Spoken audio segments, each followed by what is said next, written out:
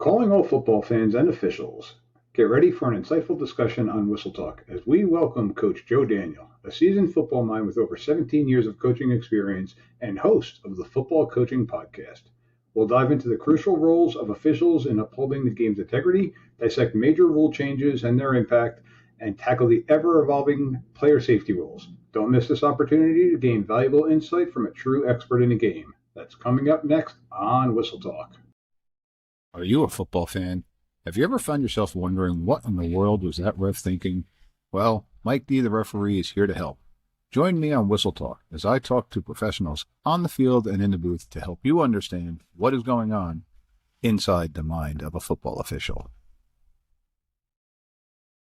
All right, ladies and gentlemen, welcome back to our next episode of Whistle Talk. Today, I got the pleasure of being joined by Coach Joe Daniel. Coach Daniel is coming to us from the state of Virginia, so first person I've had on from the state of Virginia. Coach Daniel, though, is a special guest because of not only his coaching experience, but he's also kind of in the podcast business like myself, or I should reverse that and say I'm getting into the podcast business like Coach Daniel here. So with that, I'm going to pass it over to Coach Joe Daniel. Coach, thanks a lot for joining us tonight. Oh, thanks for having me on here. Absolutely. Coach, why don't you tell our listeners a little bit about yourself, your experience, and your show you got going? So I've been a mostly high school football coach for the last 20 years. 1 year of JUCO in Iowa, but the rest of it mostly in Virginia, coaching high school. Currently offensive coordinator at Colonial Heights High School in about 30 minutes south of Richmond. And then I'm also the founder of Joe Daniel Football and JDFB Premium Coaching Systems and the host of the Football Coaching Podcast, which has been, as far as I know, the longest running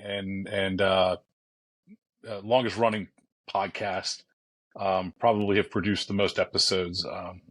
We're somewhere in the 700s of episodes, I think. Whatever, around 50 podcasts a year, 52 for the last 5 years. We've been really consistent, but early on it was a little tougher. But Football Coaching Podcast, been doing it for 14, 12 years, I think. Well, Coach, welcome to episode 16 of Whistle Talks. I got a long way to go to reach your levels, but hopefully someday. I hope that here's what I know about my podcast is I hate the first 6 months of my podcast. I hate them, and I never want to listen to them again. So hopefully this will be a little better than that. Now, also, we've got a lot better equipment now than what we had to piece together in 2012. Yeah, I would say that, and I'm still just working out of extra bedroom right now, but the cameras are getting better, the microphones are getting better, so hopefully my interviewing gets better. This is, as we talked about before, I have all of this nice equipment. It's not that nice, but my internet's down, so I'm on a phone, and so you're probably not getting as good of sound quality as my normal from me, but I hope it'll turn out pretty well. Well, right now I could hear you crystal clear, and I could also see that Darth Vader in the background, so you don't sound like him right now, so we're all good. Perfect. I got to catch that thing in. That's a full change jar. There you go. Yeah, I'm very excited about it. One day I'm gonna buy something with it. So, Coach, tell us about the website that you got, the Joe Daniel Football. Yeah, when I decided back in 2008 and then into the 2009 season that I wanted to be a college football coach, and I was 28, about to turn 29, and I thought that my window of opportunity for it was for trying that venture was going away, and so I decided to figure out how to make some money because I knew I was going to get a job as a college coach, not making as much as I was making as a teacher if I got one. I was correct. I got a $2,500 stipend. I lived in a dorm on the same hall as the players, so I was a de facto RA. And I got a meal plan that I usually missed because I usually had weight training or practice. Or meetings. Don't forget about the college meetings. And the meetings. And or I was on the road recruiting. So, but I knew that was going to happen, and I started trying to figure out how to make some money. And on the side, I started a blog, and that was originally footballdefense.com long ago, and started blogging, and eventually turned that into creating some coaching systems and wrote a couple of ebooks, and then that eventually became Joe Daniel Football, which is a resource. We work mostly with small and medium-sized schools rural schools and smaller schools, and we work with youth more and more with youth programs in the last few years. We had, our middle school programs had a 750 win percentage last year. So this stuff works at every level, offensive and defensive systems. And we just, our tagline is Coach Simple, Play Fast, Win. It's all about simplifying the game so that your kids just can kind of uncork their abilities and not be slowed down by all these complex schemes and things that we see on, we see them all the time on Twitter and stuff, and guys. And I, it's fun for those guys to do, drawing up, here's what they're doing in the NFL, which is funny. We've had NFL players on our podcast who are like, yeah, we don't do all that. It's not that complicated. The quarterback's complicated. It's complicated for the quarterback. It's simple for everybody else, So it's really interesting. Your play calls are not like John Gruden's? No, nothing like John Gruden's. Absolutely not. Gruden's, they sound complicated, but they're very descriptive, and it's just a different way of looking at it. A lot of high school coaches want one-word calls, and a lot of NFL and college, a lot of them will do one-word calls, but a lot of them also will just put all the information in the call, and it sounds like a long call, but everybody's told what to do. So it's different ways of being simple. One thing that I learned from my coaching days, and actually this was from coaching lacrosse at one of the clinics I went to, and it's always stuck with me, and you brought it up before about Twitter, but they always taught me, when I coach in Twitter speak. And I was like, what the heck are you talking about? But when Twitter first came out, you were limited to 120 characters or whatnot? Yeah.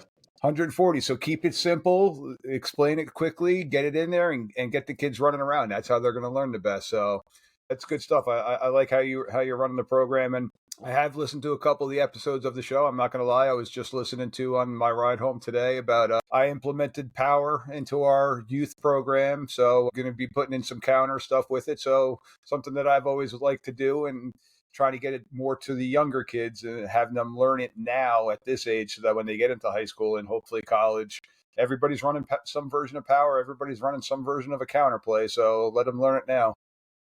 Yeah, and with the youth programs, what we found with our youth programs is, for any youth coaches, if you get really good at one thing, just one thing, power is a good example. So we encourage our youth coaches, and generally, we're not working a lot with the really young kids, but the 10 and under, 12 and under type leagues, we are working in. And if you can execute a play like power really well, everything else becomes really easy, because those other teams will have to make such wild adjustments to stop that play that you're great at, that, like you mentioned, counter.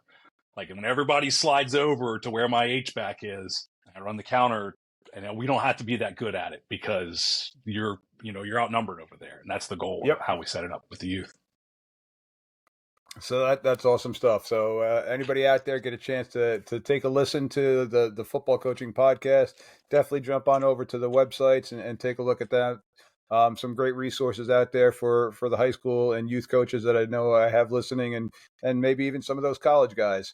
And also for some of the fellow referees out there, because I myself, I'm an umpire. So with my coaching background, I enjoy being in the middle of the field. So it's actually helped me out of understanding offenses. And all of a sudden I see power and I see that hole coming wide open. I see the running back smiling behind the mouth guard. I know I'm being used as a pick. It helps me prepare a little bit better for the on-field experience myself. So.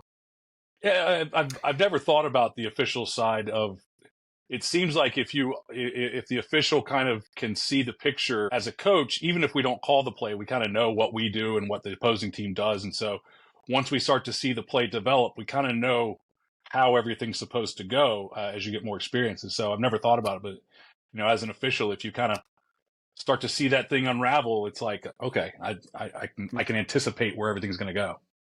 Yeah, it's definitely, and I used to be an all offensive lineman too, so that's my spot when I was coaching, being in the middle of the field and seeing that stuff. So I kind of feel at home with the big hog mollies in the middle. So I enjoy it in there. Hold those flags then. Let us get in tight. We'll keep the hands inside. You just that's. Coach, one of the things that I've been stressing to a bunch of the officials is, especially when I'm doing a JV or a freshman game, that I don't even want to take the flag out of my car on those nights. And because it's still learning. They're still learning how to play the Right. game of football. So if I can go into a huddle and say, hey, 76, you got to work the hands inside. You got to move the feet a little bit more. Like, I'll coach the kids up as best I can. And I do that on the varsity level too. I'm going to talk to kids first before I'm going to throw a flag. I don't want to throw a flag. I want to spot the ball, wind the clock, get going, play football. So, Yep. yeah, I do agree with you. I joke around. I say I want to be like Homer Simpson. I want to kind of blend back into the hedges in the middle of the game that nobody sees me and just play football from there. Much more concerned with our officials having control of the game than getting every little rule call that they can find. That I think is the you guys' biggest role. I agree. And actually, you kind of just led right into my first question that I have for you about officiating. Discuss what you like to see the roles of officials playing in the game, fair play, maintaining integrity, different things like that. So you just gave us a great example of it, but anything else? Yeah, I mean, the biggest thing is, occasionally we see, the games start to get out of hand, feelings get hurt, and kids get front, they're kids. So we want to see officials that can maintain control of the game, and you can feel it when an official has control, and you can feel it when officials are starting to lose control of a game, and and that gets, I've been on the sidelines, unfortunately, when that big brawl broke out. And that's, that as somebody who, has been there, that's ultimately what we want to never, ever have happen, is a out of control situation, a dangerous situation like that. I also, like you said, I want our officials to be part of educating our players on the game. No coach ever wants to see an official yelling at one of our players, because we look at those guys as our kids. We can yell Absolutely. at them, it's that feeling, we can yell at them, you can't, but you come talk to me, that kind of thing. But I love to see when the officials will educate a player, within the flow of the game, not to break the flow of the game, but within the flow of the game, to educate a player on a certain situation, especially if they're communicating with the coaches as well. And I think that's, as long as we know what's happening, we're comfortable with that. Helping our, we're all trying to develop these kids with, people, I think from the outside will look at it as, all these kids are trying to get scholarships and you're trying to win championships. And it's, at the end of the day, 95% of them are not going to get a scholarship. There's, in the state of Virginia, only 6 teams are going to get a state championship. The rest of us are going to end our season with disappointment or a loss. And so, we're all, those are important. We do have jobs on the line. In high school level, it's usually only the head coach who's on the line, but, that head coach has a teaching job, and if, you get fired from it, you get fired from the coaching job, you're probably not sticking around to teach. And so there are high stakes, but at the end of the day, it's about developing those kids. And that's what we all have to be concerned with. I love that you brought that up about the player development too, because I couldn't agree with you more. Like I said, I'm still coaching my son's youth program right now, so I'm still involved with it. And I'm lucky enough, 99% of the officials that we get for those games, I know that they're in my association because of the region that I live in. But I still do know a couple of officials that want to be flag happy. And my son played an 11-year-old football last year. And we're like, come talk to us. Let me know what's going on. We'll pull the kids out if we need to. We'll talk to them. Just help us help them. Like, we're all trying to grow the game. And as a crew on the high school game, my head official and myself, we meet with the coaches each side before the game, and we tell them, we're like, listen, coach, if we see one of your kids getting out of hand, we're going to go to you first as the coach. We're going to say, hey, coach, 54 is getting out of line. Just letting you know. Now, what you do at 54 at that time, that's on you. We're not saying, coach, you got to pull him, but when you get a chance, talk to him. But we're letting you know that, all right, he's kind of in that gray area, so we don't want to bang him for the 15 yards. We don't want anything like that. We want them to play football. And we do understand it's a contact sport. It's an emotional game. And these kids have been busting their ass since who knows when in the weight room and in practices and different things like that. We don't want to cheat them of the opportunity, but we also want to maintain the safety of the game too and the integrity of it. Yeah, and ultimately, I think that's one of our big, like you said, we do put lots and lots of work, and we know what the officials are there to do. You hate to see, and I know that most officials do not want a game where people have put 364 days of work into this day and this 2 hours and have it decided by somebody who showed up for that 2 hours. And so that's, and obviously you guys are putting in your work and everything, but like you said, we want everybody, it should be about the kids as much as possible. And we're all just there to kind of point them in the right direction. So now, what are some tips that you talk to your teams about dealing with officials when, excuse me, when maybe a call didn't go their way or different things like that? How are some techniques that you guys are working on to play along with us as the officials, so to keep the game going smoothly? Well, for most of our kids, we will assign a captain and an offensive and a defensive captain that will communicate with the officials. But most of our kids, we tell them, you don't talk back to the officials. You don't, yes or no, sir, with the officials and that kind of thing.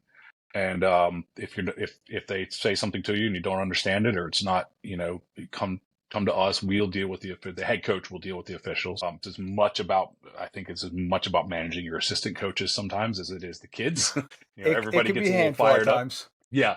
They don't need 9 guys yelling the same thing at them. We can let one do it. Which is hard. We all have that reaction.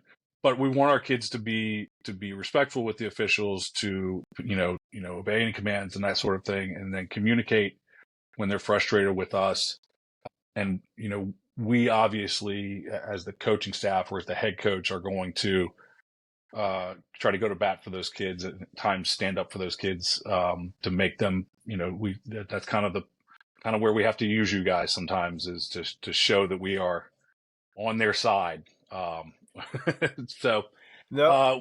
We try to get we want our kids to be, respectful of the officials. But I think the biggest thing that we've done in recent years is we have a player creed that I implemented with my team when I was a head coach, and I got it from Rick Stewart, who's at All Access Coaching, and we put this player creed in, and one of those things was five different things. And Randy Jackson, who wrote the Culture Versus Strategy book, which is excellent, has a version of this as well. But we have something, we have one of those things, which is expect adversity.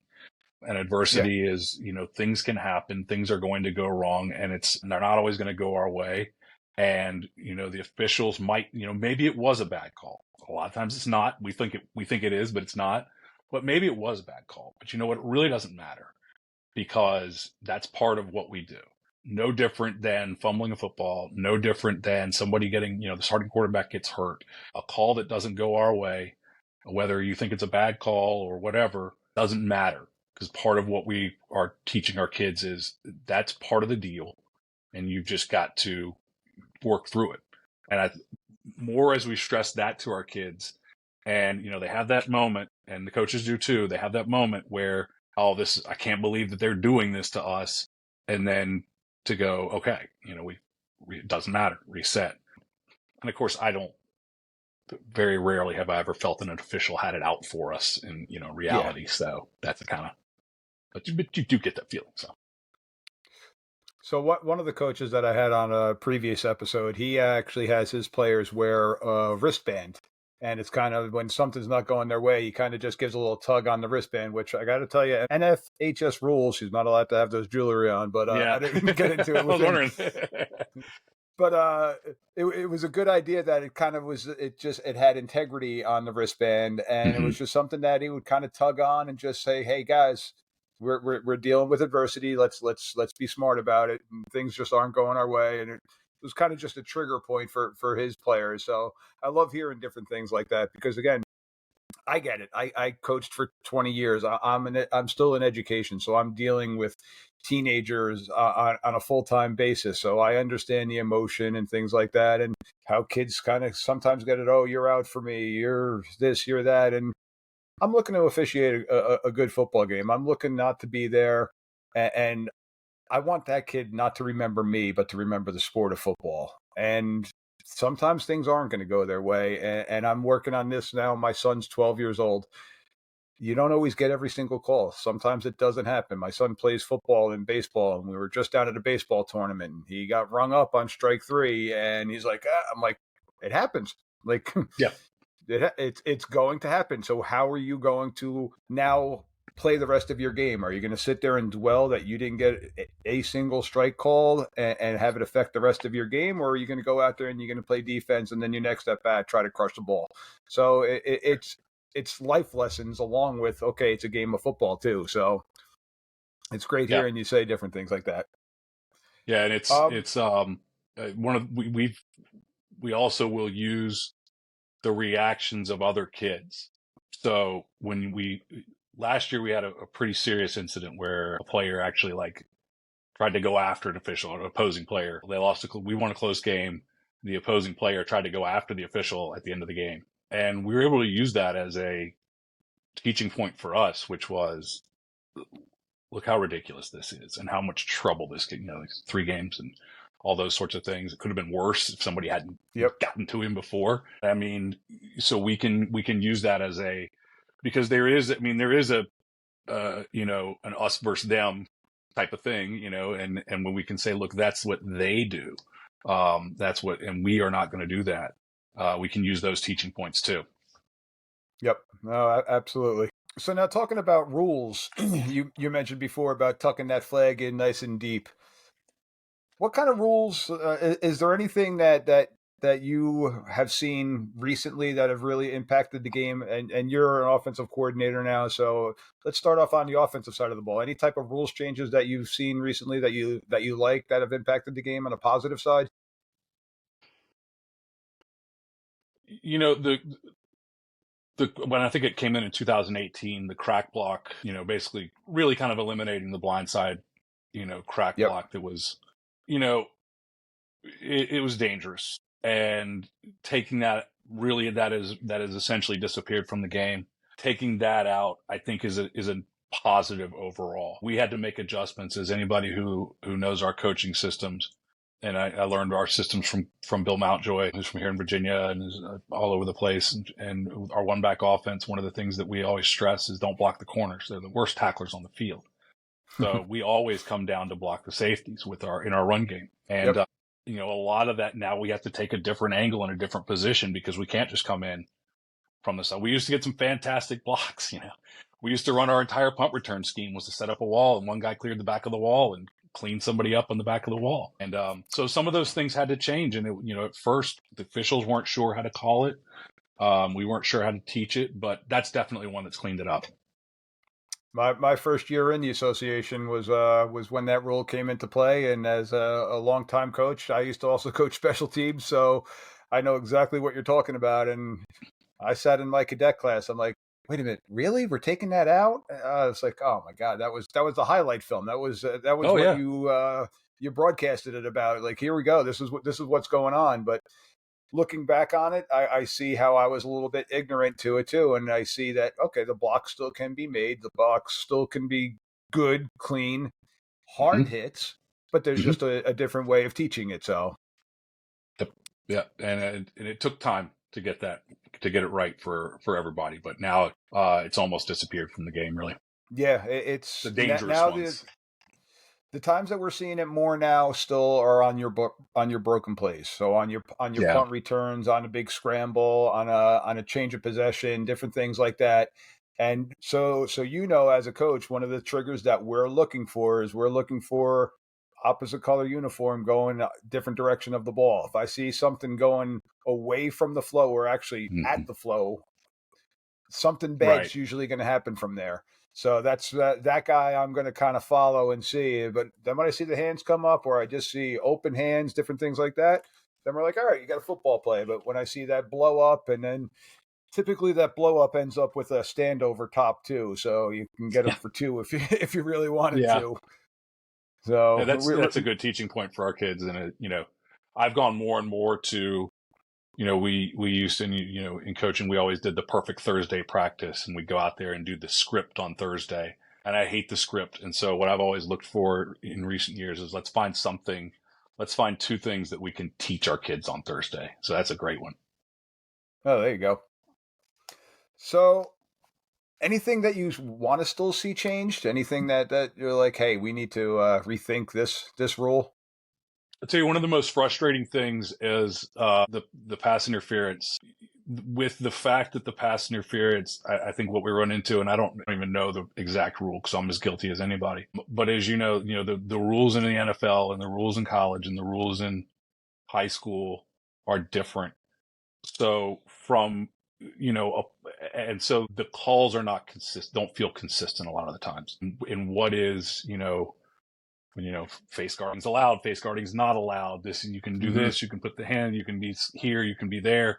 And so the calls, and of course it's been an issue in the NFL. Even in the NFL, it's been an issue just within their rules of getting a consistent call on it. So those are the ones that are frustrating, are the consistency of those kinds of calls. We've gotten more and more consistent with the tackling rules and all of that. So, but the pass interference is the one that seems to still be difficult. And then I have one on the defensive side, but we can wait on that.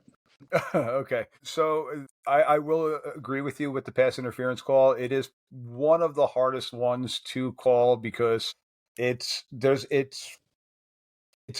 gray area to say like that. There's still going to be an opinion on, was he trying to dislodge the ball? Did he get there before the ball? And the different things like that.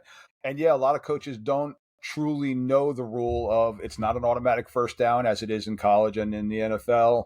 It's a 15-yard penalty. It's sometimes a half the distance penalty. So if it's 3rd and 15 from the 12-yard, from the 18-yard line, I should say, you're not getting a first down on that 15 yards because we're only going to go half the distance. So a lot of people don't realize that. And for the most part, the coaches do, but the sideline coaches that are up in the bleachers, they have no idea about it because that's not what happened with the football game on Saturday and Sunday. So they're the ones that have a hard time with it. One of the things with the kids is the kids will hear that.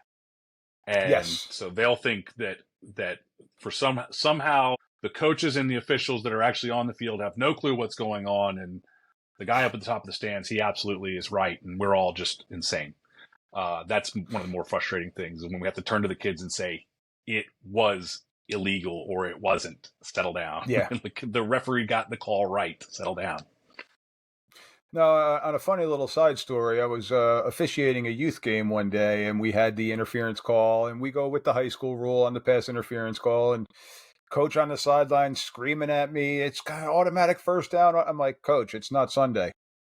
And then I look down at my watch, and youth games are being played on Sunday, and he's like, Mr. Official, it is Sunday. I'm like, it is in fact Sunday. Not what I meant, dang it. They got me on that one. The players aren't getting paid. How's that? I'm going to refresh that one. I like that one. Although you don't know anymore. Well, the NILs are, that's true. That may not work either for long.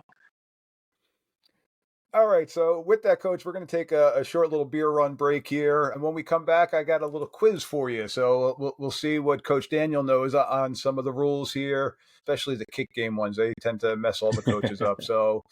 And when we get back, we'll talk about some other type of some penalty enforcement, some safety rules and things like that. So everybody go out, grab yourself a nice cold one, and come on back and join us. We'll be back in a minute. If you're enjoying today's show and you want to show your appreciation to Mike D, you can buy him a beer by clicking on the link in the show notes or go to buymeacoffee.com/Mike D the referee. And as always, make sure to click follow and give 5 stars. Thanks for listening. Cheers. All right, ladies and gentlemen, we are back with Coach Joe Daniel. Coach, before we left, I mentioned we're going to jump right into our quiz now. So here we go with our flagged facts. Our flagged facts is our Whistle Talk quiz game for our coaches. So, Coach, are you ready for the first of 3 questions? Let's do it. All right, so here we go. Question 1. K-12's kickoff is short and lands at the R48, where it is scooped up on the bounce by K82, who takes it down to the R30 before he is tackled. Now, Coach, I mentioned pre-roll that I'm going to talk to you in the official language, but now I'll give it to you in layman's terms. Kickoff comes up a little bit short, lands at the receiving team's 48-yard line, where one of the kicking members picks up the ball and runs down to the 30-yard line. What do you think is the result there, Coach? I am an onside every time guy. So we spend a lot of time teaching our kids all of the rules of the onside kick. And so we can't return it, or we can't, if we recover it, it's dead there. That is 100% correct. So will be K's ball, 1st and 10 from the 48-yard line. Officials should blow the whistle dead right away, because one of the worst things that we want is the ball returned all the way down and then have to bring it back. And you got the crowd going nuts on why did you cheat us on that one? But it's also a safety factor too. We don't want any unnecessary play where somebody could potentially get hurt and we're like, oh, well, that should have been done back there. So, but it is going to be K's ball, 1st and 10 from the 48. So 1 for 1, coach. All right. Question number 2. A, 3rd and 7 from the A 27-yard line. B 20 intercepts the ball and returns it to the A 25, where they fumble the ball. The ball is then recovered by A 18 at the A 25, where they're downed. So in this scenario, you got 3rd and 7 from the 25. Ball gets picked off. It's returned to the 25-yard line, where they fumble the ball, and it gets recovered by the offense. Coach, what do you think you're going to have? First question, who's going to have the ball next? That one's a pretty easy one. Yeah, so you threw an interception and then you recovered the fumble. The person that intercepted it fumbled it, and you recovered the fumble. So you have the ball back with a essentially new possession. So possession and 10, 1st and 10. Correct. That's absolutely correct. So it's going to be A's ball, 1st and 10 from the 25-yard line. And if you look at the breakdown of how this play is, it's 3rd and 7 from the 27-yard line. So in order for them truly to have gotten a first down, they would have needed to cross the 20-yard line, 20-yard line being the line to gain. But in this scenario, they got the ball back at the 25. So a lot of people would say, hey, it's 4th and 5 from the 25. But because the change of possession twice, it is now a new set of downs. So it's going to be 1st and 10 from the 25-yard line.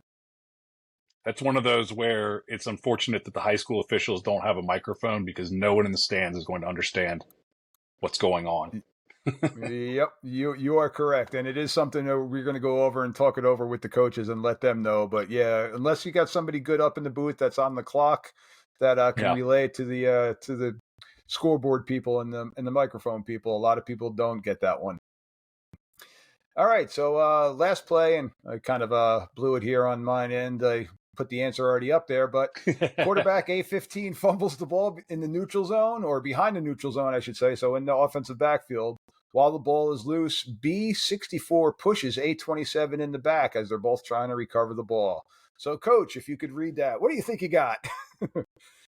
Yeah, so this one's interesting because as I'm reading it, I'm going, it makes sense to me that you're allowed to push or pull trying to reach a loose ball. But it kind of brings to mind because the answer is up there. But it brings to mind like the way that we used to teach the onside kick, where we would try to clear somebody out, which we don't do anymore. And of course, we don't do that anymore. But it's interesting I've never thought about it in the pile. It makes sense, but the idea of like blocking somebody away from the loose ball almost, or in the back. That it's legal makes sense, but also kind of that's one of those that I would go over on a Thursday with our players. Yeah. So it's more so, and the rationale kind of behind this one is typically not going to be, say, like on an onside kick where somebody's getting a 10-yard head start or a 15-yard run before they're making contact. This is typically going to be two players that are kind of like right next to each other, and you see a block in the back, but it's not really a block in the back. It's a loose ball, and everybody's just kind of going for that loose ball in that scenario. So it's not as much of a safety hazard, to say it that way, as you would get on the onside kick plays, where they're really working on trying to make those as safe as possible. And unfortunately, I don't know where the future is going to be with the onside kicks. And you saying you're an onside kick guy, yeah, that one's going to be an interesting one coming in the future. I'm interested with some of the things that they're doing. There's a lot of things that are interesting in the UFL with how they're handling some of those things that maybe are looking for an answer. Of course, they also have they also got rid of the half the distance to the goal thing too. Yeah, I know, and the fumble in the end zone too. They got rid of in the UFL. Yeah. One of the interesting things in one of the All-Star games that I worked is if a team wanted to go for an onside kick, it was basically 4th and 12 from the Yeah. 48-yard line. And if they got the 12 yards, they continued with that possession. If they came up short, then the defense got the possession at that point, and they kind of just flipped it from there. So I'm wondering to see if that's going to be a kind of model that they may go with the kick stuff. Everything is getting a little crazy, but that would be one that I wouldn't be as opposed to as with some of the kick rules that they're putting into play. Yeah, and it's, as a coach, I would much rather, even though, like I said, I love the onside kick, and with the rules where they are right now, in my mind, if I can steal a possession, it's a huge advantage. But with the game on the line, not onside kicking every time, but if I'm a regular kickoff team, and if I had a kid who could put it in the end zone, I would, but that just ain't the reality of small school football very often. And so, rather than kicking a line drive to a kid standing at the 20, who's the fastest kid in the county, I'm going to try to give us a chance at just in a scrum down there. But if I was a team that didn't onside all the time and the game was coming down to this, I would much rather put it on my offense to convert a 4th and 12. We work on, we have plays that can convert 12 yards. I would much rather have that play design, like a 2-point conversion type concept. We've got a special play for this, rather than a kickoff that we never do, that we work on Thursdays and that's it kind of thing. That makes much more sense. And a kick return team that they're sitting there trying to count. Do we have our hands team out here? Do we have the right people out here? Yep. So hands team is the worst. Use it twice a year, and these guys are supposed to. It's all of your starting receivers that aren't on something else. Aren't normally on it, or they're usually in the back, and now you got to get them up on the front line, and Yep. a mess. I could say as a special teams guy, there was one weekend I forgot to switch out one of our players who happened to be injured, and I'm sitting there counting up and calling for him, and I'm like, oh my God, he's injured. And now I have to scramble to try to find that backup in a late minute big time scenario that could be the game or not. So yeah, that's one of those interesting ones. The bane of Perfect Thursday was calling out the hands team, and only 7 guys remember that they're on it. Yes. Especially at the high school and youth level. Yes. All right. So, Coach, 3 for 3. Well done. Well played. 2 for 2, and then a gift. Well, I had faith in you. So now, before we went on break, you had brought up when we were talking a little bit about the blindside blocks. Another safety type of play I wanted to talk to you about were cut blocks. And it's definitely improved that I could say on the officiating level. It's definitely improved in the last couple of years with the different implementation of the cut rules, meaning that it has to be immediate at the snap of the ball to the defender on the line of scrimmage. But you as an offensive guy and pre-production and in the beginning of the show, we were talking about counter plays and different things like that. Are you seeing defenders cutting out your offensive linemen on different plays? Yeah. It's one of the most frustrating things as a power counter guy is when they teach the defensive ends to a cannonball technique or kick out guy. And, I hate that technique. I do not teach that technique. And it's very frustrating to me when we see it. And, I remember the first time that we were a power counter team. This is 2005, I think. Later than that, maybe 2007, 2008. We were running power, and we took a kid who had been an offensive lineman, who was a good athlete, and we made him our H-back, and it's the first game of the season. They had seen, we scrimmages filmed, so they had seen it. And they cut our H-back the first 2 plays of the game. And our head coach called a timeout and went not to the middle of the field, but to the coach on the far sideline. Oh, who wow. Who had been a coach with us years before, and went all the way across the field to him and screamed at him, "I cannot believe that you would teach a kid to do that." Which was an awkward moment, and the officials didn't even know what to do. And I think that there was a moment where the officials thought that he was going to be done, and I think that there was as things calmed down and it was realized that these are 2 guys that know each other. It was kind of like, let's just not do that again. That was an interesting one. So that is actually illegal to do that. Mm-hmm. Yeah. So, and a lot of times it does get missed, and I could say it from the official standpoint, it does get missed usually on the first time. I could say that usually it happens so quick, and I know that I've gone to my wing guy from the middle of the field. Did he just get cut? Because you're focused on the interior of the box, and sometimes the wing guys are looking there. But that is a 15-yard penalty. That is a block below the waist. And people are like, well, it can't be a block. They're on defense. No, it's a block below the waist. It is an illegal play. It is a dangerous play, and we need to get rid of it. One word of advice I can give to you and all the other coaches that are out there in the pregame conference.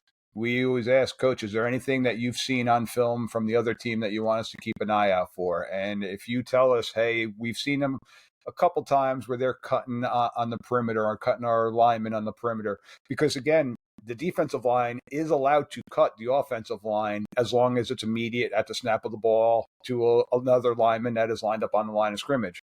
But an H-back coming from the backfield out on the perimeter, that's a 15-yarder all day. Right. So if you do happen to see that, definitely make the officials aware of that, because it is something that we want to completely eliminate from the game. So it's a safety factor. We see different things too. We see guys try to figure it out. And I've told the story on my podcast many times. A team that actually ran the same offense as us. And so they ran our truck toss play where we pull the tackle to kick the corner, but they were actually pulling to kick our outside linebacker overhang safety. And I had about 165 pound. He was about 6'1", 165 pounds. It was a sophomore. And he was an outside linebacker out there. And they had a tackle named Morgan Moses, who's in about his 12th year in the NFL now. And Morgan Moses is one of the nicest people I've ever met. But as a high school athlete, as any NFL athlete is in high school, Morgan Moses was a freak. He could run as fast as anybody carrying a football, but he was, 300 pounds doing it. And so Morgan Moses is pulling to come kick out my sophomore outside linebacker. And in a coaching point of self-preservation, I said, fall into a ball. He's going to block you, and if he just falls over top of you, that's the best we can hope for. But I see that, and what we see guys doing is we see guys kind of, we see that instead of coming and cutting him, we'll see them kind of just fall into a ball. Or we'll see them pretend to trip, which is a creative one. And so there's always somebody trying to game the system. Yeah. One of the harder ones that we've dealt with that particular play is the rainy day weather, because you do see the feet slip out from underneath them, and the coaches are screaming. 95% of the time, they're not looking to do that play. 95% of the time, their feet did slip, or like you're saying, self-preservation. They're not attempting to cut, but they're just trying to, lessen their impact of getting blown up. But yeah, it is something. I think the rules have definitely helped with the cut blocks. Yeah. 2 years that I coached at the high school level, we were running the flex bone, and part of the heart of the flex bone was that backside cut. And I thought I did a good job as an old offensive lineman of teaching it correctly, but you're still teaching high school aged kids, and sometimes they get tired playing both ways, and the technique wasn't there, and all of a sudden we had a high-low, and the opposing player got injured. And I still, to this day, I'm sitting here 20 years now talking to you about it because it's still in my mind. I feel guilty for that player. I don't know where he is now. Hopefully his knee's not still affecting him like my old knee is. But one of the things we worry about with the cut blocks is when we stress is you have got to communicate to the guys next to you that you're about to cut, because they so they don't put a hand on that guy, so they avoid contact at all costs with that guy. Yep, it's a some big type deal of for our keyword, some trigger. Yep, buzzsaw, something like that. Tree, cutting a tree. Yep, I've gone through a bunch of different ones in my day. So a new one that now with the NFL, and this one just popped into my head, but the hip drop tackle. What are your thoughts on the hip drop tackle? I had to look it up. Tackle. When they passed that rule, I had to look it up. I looked it up, and I looked at the technique, and I said, God bless anybody who could teach. Only an NFL player could execute this technique. So, we may do it sometimes, and it's not on purpose. I certainly, I can't even imagine teaching somebody, a high school kid, that technique. No, I agree with you 100%. When I first saw the rule, I'm like, what are they talking about? We're taking out tackling now? And then I saw the videos of it. I'm like, all right, that guy is 260 pounds, solid muscle, running a 4.3, and now all of a sudden he's just dropping his legs out from underneath him. I said, that's nothing that we're going to be able to teach. That's few and far between of an athlete that you're going to be able to physically do that and bring the person down with you.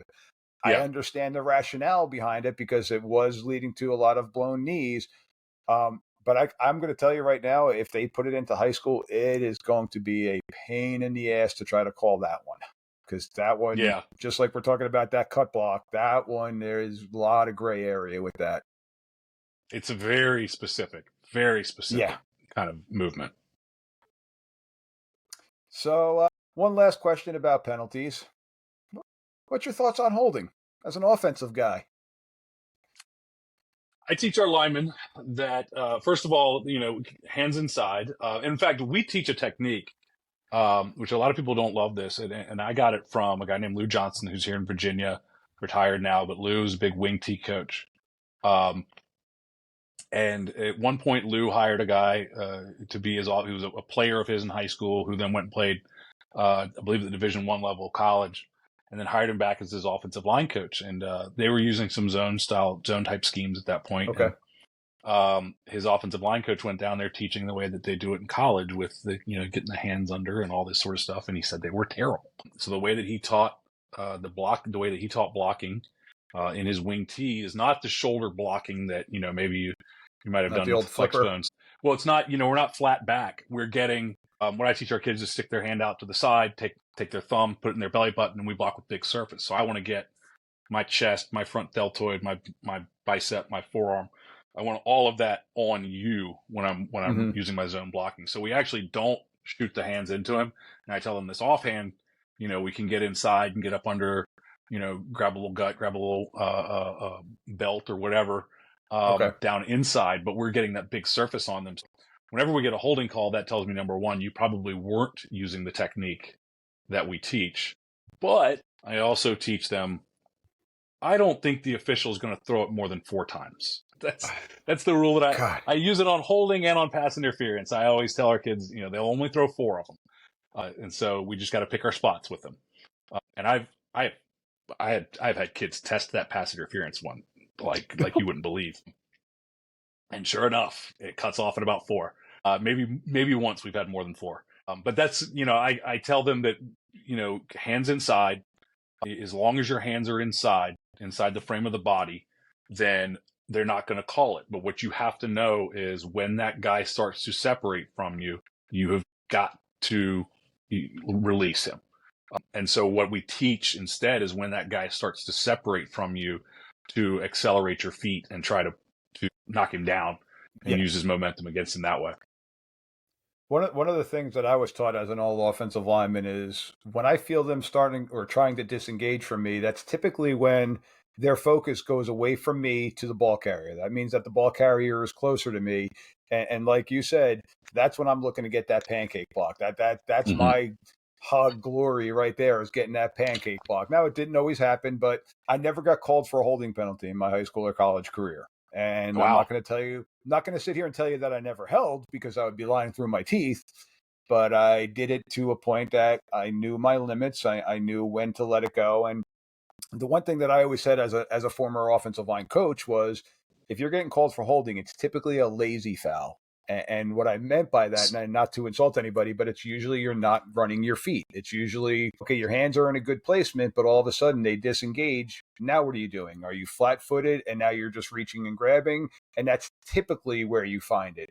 Not often, not always that way, but it would. That's how I would describe it to our players. You're being lazy at that point. The one that we get is the hip toss. That at the end of the block, and that's the most frustrating one with our kids, is when they get that, because it's, number one, it's dumb. Like you said, it's lazy because I'm rotating my upper body, but my feet aren't doing anything, because otherwise it would be, a pancake. And number two, it is almost always separate from the action, and so you are doing it on a stage in front of the official. That's the one that frustrates me the most. Yeah, it's normally your outside tackles that are one-on-one. and they get hit for it. Coach, I can honestly tell you, though, I have worked one game in the middle of the field where one player would have failed your tests. I hit him for 5 holding penalties himself, one player. And I was baffled by it because he did it 3 plays in a row, the same technique of not moving his feet. Literally, you saw cloth coming here on the kids. And I'm like, you got to get the hit wrapping around. And the coach is now screaming at me. I'm like, Coach, I'm an offensive lineman. I don't want to throw this flag. I said, but you're running to his direction. A, point of the attack. I have to call it. B, he's bear hugging the opposing player. And I've already warned him that I'm going to throw it on him. I said, I can't now not throw it. I'm like, do something, please. Help me help you. But yeah, 5 times. It's the most that I've dropped. See, you were desperate not to do that too. I don't want to do that. I stand by my rules as long as we aren't dumb. Bingo. So, Coach, with that, I'd like to once again thank you for coming on the show tonight. It's been fantastic. Is there anything else that you would like to add to our listeners? Again, plug where they could find your show, your websites. Yeah, you can go to joedanielfootball.com and you can find all of our previous episodes on our blog there. And of course, you can get we have some free downloads right now. Of course, they change. But right now we have a PDF download that's 40 coach simple rules for football coaches that want to win games is the title, and it goes through 40 tips, tricks, strategies, tactics that I think will win you a football game as a coach. That are really important things to look at. One of those in there will win you a football game for sure. So you can check that out. You can get our podcast anywhere. It's Football Coaching Podcast. Myself and my coach, Daniel Chamberlain. We put out new episodes every Thursday, right? Yeah, every Thursday. We have new episodes. And then they also go up on YouTube, which you can go to joedanielfootball.com/YouTube. They go up on YouTube the following Tuesday. Okay. So if you prefer to watch them, you can get it there as well. Good stuff, Coach. Once again, I truly appreciate you taking the time out of your busy schedule. Spring football around the corner with the weight training, the speed work that you guys got going on down there. Appreciate you taking the time out and jumping on the show tonight. And anything that I can do to help you guys out, you have my contact. Feel free to reach out. If I can help you guys out, your players out with a rule interpretation or anything, I'm not claiming that I am any guru by any means, but if I don't know it off the top of my head, I can find it out for you very quickly. So please feel free to reach out. I appreciate you again coming on. I appreciate it, Coach. I enjoyed it. All right, Coach. Official. Mr. Official. I'm so used to the coaches thing. You were a coach, though. Maybe I'll respond to it. and you want to know something? 99% of the kids on the field. Yeah. But even the kids on the field still say, sorry, Coach. Okay, Coach. I just roll with it. That's fine. Yep. All right, Coach. Thank you once again. Appreciate it, and have a great season. Thank you. Thank you for tuning in to another episode of Whistle Talk, where we unravel the fascinating world of football officiating. If you enjoyed today's discussion and want to stay in the loop with the latest insights, be sure to subscribe to Whistle Talk on your favorite podcast platform. Stay connected with us by following Whistle Talk on social media, where we share behind-the-scenes glimpses, updates, and engage with our incredible community of officiating enthusiasts. Find us on Twitter, Instagram, and TikTok. Just search for the words Whistle Talk. Your support means the world to the show, and we'd love to hear your thoughts, questions, or suggestions for future episodes. Drop us a line through our website or message me on social media. I'm always eager to connect with the fellow fans and continue the conversation. Until next time, keep blowing the whistle on the untold stories and nuances of football officiating. Thanks for being part of the Whistle Talk family. This is Mike D., the referee, saying so long for now.